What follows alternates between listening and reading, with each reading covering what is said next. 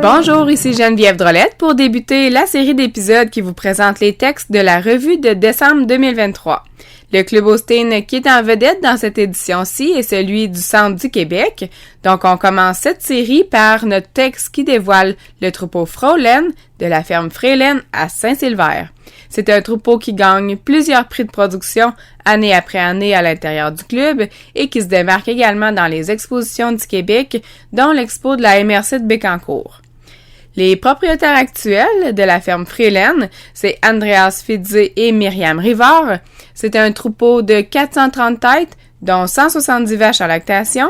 Ils produisent 12 960 kg à 4,1 de gras et 3,3 de protéines pour un MCR de 289, 315 et 303. Ils détiennent un quota de 230 kg de matière grasse par jour et ils ont une classification du troupeau de 15 excellentes, 95 très bonnes et 58 bonnes plus. Et avec tout ça, ils cultivent également 850 acres en foin, en silage de maïs, en maïs grain, en céréales et en soya. Donc sur ce, je vous souhaite un bon épisode et une bonne écoute!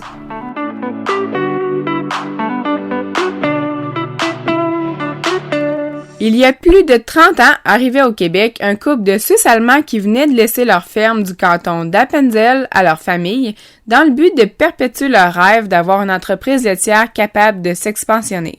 C'est à Saint-Sylvère, dans le centre du Québec, qu'ils achetèrent la ferme plourdoise, donc 40 vaches et leurs génisses, la machinerie, les 33 kilos de quota, 350 acres de terre et de boisés, ainsi que les bâtiments qui s'y trouvaient.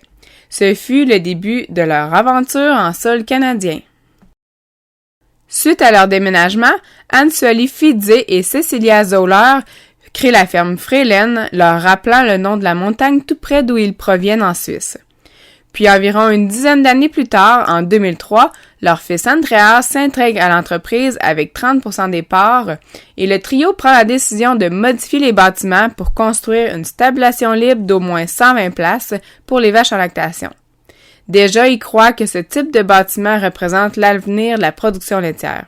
Ils sont alors propriétaires de 82 kg de quota et 620 acres de terre et de boisés. Afin de remplir leur nouvelle étable, ils font ensuite l'achat de 40 kg de quota ainsi que plusieurs vaches, dont Détour Jaromir Béat, très bonne 86 4 étoiles, qui achète dans une dispersion de troupeaux. Elle devient championne canadienne pour le lait en 2004 et produit un total de 128 000 kg de lait à vie. Sa fille suit ses traces, Fraulein Jordan Barra, excellente 3E 1 étoile, possède actuellement un Super 5 et une production à vie de 106 657 kg de lait à 4,8 de gras et 3,3 de protéines. En plus de ça, elle s'est aussi promenée sur les terrains d'exposition, dont à l'Expo de Bécancour en 2010 où elle fut championne de réserve. Et puis sa petite fille, classifiée excellente 94 5E, Fraulein Betracy Wild Beast, possède un Super 3 et une production à vie de 107 606 kg de lait. C'est une famille qui est donc très appréciée des Fidze parce qu'elle allie la longévité et la production. Après avoir acheté Béa et pour compléter ses achats de vaches, Andreas se dirige chez Commissar Austin pour y trouver des vaches à son goût. Parmi elles, il choisit Commissar Lotama Goldwyn, très bonne 88, 22 étoiles, qui provient de la famille de Lorichic et qui est sans aucun doute celle qui aura le plus de répercussions pour le troupeau.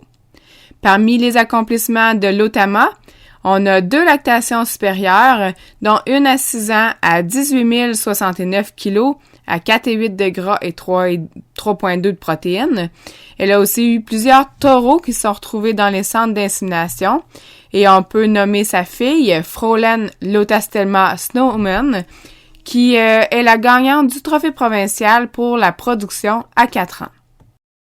Malheureusement, au mois de mai 2008, un incendie ravage tous les bâtiments et les silos, en plus des tares et d'une vingtaine de vaches qui perdent la vie. Sur le coup de l'émotion, dès le lendemain, les propriétaires entament la construction d'une nouvelle étable. Avec une disposition un petit peu différente, ils bâtissent une réplique de ce qu'ils avaient. Un énorme travail de tout le monde impliqué dans la reconstruction mène à la première traite dans les nouveaux bâtiments seulement 7 mois plus tard. Pour pallier le manque de vaches perdues dans le feu, les Fidzi retournent chez Comistar Holstein. Ils sélectionnent à nouveau des individus provenant des meilleures familles de vaches du troupeau. Encore aujourd'hui, ils exploitent des vaches provenant d'achats faits à ce moment-là, tels que Comistar Losingale Goldwyn et Trebonne 87. Andreas apprécie cette branche, entre autres pour tout ce qu'elle transmet autant en production, en conformation, que dans ses indices génétiques. Fräulein Losendrad Dock, Trebonne 87, 2 ans, est la descendante la plus prometteuse en ce moment à la ferme, avec ses 3 lactations supérieures en 3 veillages.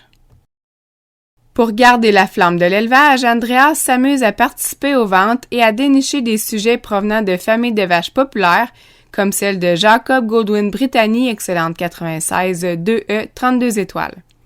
Actuellement, le couple Rivard-Fidzi élève des sujets provenant de 15 à 20 familles différentes.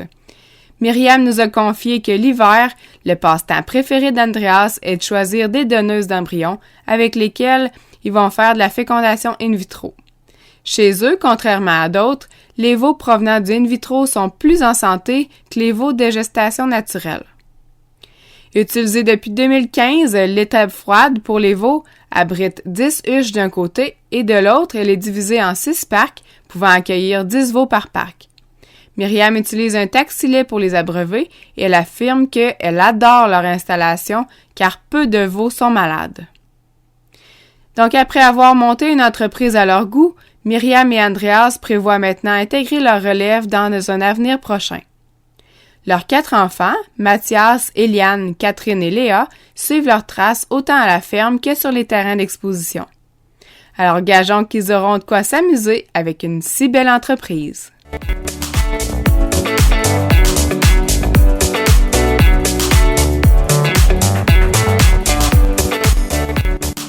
C'était le résumé de ma rencontre avec Andreas Fidzi et Myriam Rivard de la ferme Fräulein Holstein. J'ai bien aimé ma rencontre avec ces 2 entrepreneurs qui accumulent les prix de production autant que les rosettes aux expositions, tout en élevant leurs 4 enfants sur une entreprise qui est très bien établie. Si vous connaissiez pas le préfixe Fräulein ou que vous aviez jamais entendu parler de Fräulein Holstein, eh bien retenez-les parce que c'est certain qu'on n'a pas fini d'entendre parler d'eux. Et en terminant, si c'est pas déjà fait, je vous invite à feuilleter la nouvelle revue du mois de décembre 2023. Donnez-nous vos commentaires, on lui a refait un nouveau look, plus actuel, plus épuré, alors dites-nous si ça vous plaît. Et puis moi, je vous dis à un prochain texte. On se revoit très bientôt pour un nouvel épisode du podcast de la revue Holstein Québec. Bonne semaine!